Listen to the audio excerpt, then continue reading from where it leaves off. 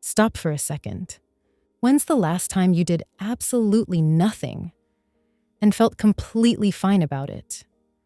Not guilty, not anxious, not running a mental list of everything you should be doing. Just fine. If you're struggling to remember, this video is going to explain something about you that most people never figure out their entire lives. And by section 4, you'll understand why this pattern is so hard to escape. There's a pattern psychologists have studied for decades. Not rare, incredibly common, especially among people who look from the outside like they have it together. It's called contingent self-worth. The simplest way to explain it, your value as a person, in your own mind, goes up when you're productive. It goes down when you're not. Good day? You feel okay. Unproductive day? You feel like a failure. Not just frustrated, not just disappointed, like something is wrong with you. People who carry this pattern rarely recognize it because it doesn't feel like a problem. It feels like drive, like ambition, like being responsible, which is exactly why it's the most invisible trap a high-functioning person can fall into. And where it starts, that's the part that reaches all the way back to your childhood. Think back, not to adulthood, but to when you were a kid. Were you praised for being you or for doing things?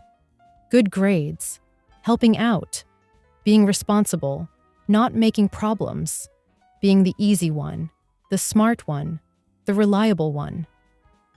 Praise isn't the problem, but when approval only shows up after you perform, your brain makes a specific calculation. I am valued when I produce. I am uncertain when I don't. Psychologists call this conditional positive regard. Smart, adaptive children figure it out fast. They learn to earn love through output. That learning doesn't stay in childhood. It grows with you, follows you into your career, your relationships, your weekends, your rest. It becomes the voice that says you haven't earned this. Every time you try to stop, that voice doesn't just whisper, it rewires. And the proof is in what you're about to recognize. I'm going to name some behaviors. See which ones land. You finish something big, a project, a deadline, a hard week, and instead of feeling proud, you immediately move to the next thing. No pause, no celebration, just what's next. Someone compliments your work. Instead of accepting it, you deflect. It wasn't that great. I could have done more. Like receiving it fully would be somehow dishonest. On bad days, when you're sick or drained or off your rhythm, you don't just feel unproductive. You feel worthless, like a lesser version of yourself, like you have less right to take up space. And the one nobody says out loud, your mood, your actual emotional state, tracks your output like a shadow. High output day? You're okay. Low output day?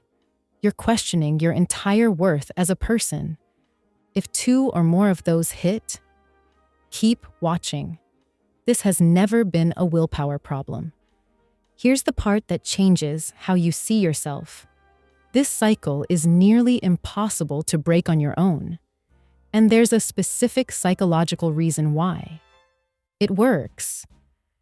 People who tie their worth to productivity often accomplish a lot. They get results. They get praised. The cycle gets rewarded again and again and again. So your brain does what brains do. Locks it in, repeats it, protects it. This keeps you safe. This keeps you liked. Do not stop. Without you noticing, productivity stops being something you do. It becomes something you are. Your identity and your output fuse together. Rest isn't uncomfortable anymore. It's a threat to who you think you are. Failure isn't a bad day. It's evidence that you were never enough to begin with. That's why tired, burned out, overextended people still can't stop. It's not discipline. It's not drive. It's that stopping feels like ceasing to exist. The truth underneath all of it is this: you are not your output. Simple words. But most people spend their entire lives never believing them. Your productivity is a behavior. Behaviors can change. Behaviors can rest. Behaviors can have bad days. Your worth can't, because your worth was never a behavior to begin with. The shift starts with one question. Next time rest makes you anxious, don't fight the feeling. Ask it. What do I think will happen if I'm not productive right now? Inside that answer is the belief that has been quietly running everything. Once you can name it, it loses its grip. The world didn't end when you rested.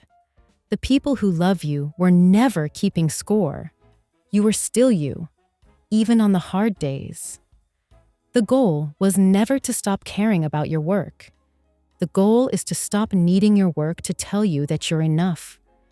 If this felt like someone finally putting words to something you've carried for years, that's not coincidence. This pattern runs in millions of people who look completely put together from the outside. Now you can see it. Something has already shifted, whether you feel it yet or not. You were allowed to rest before you watched this. You're allowed to rest tonight too.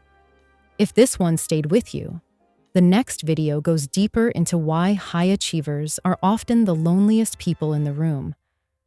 That one's worth watching.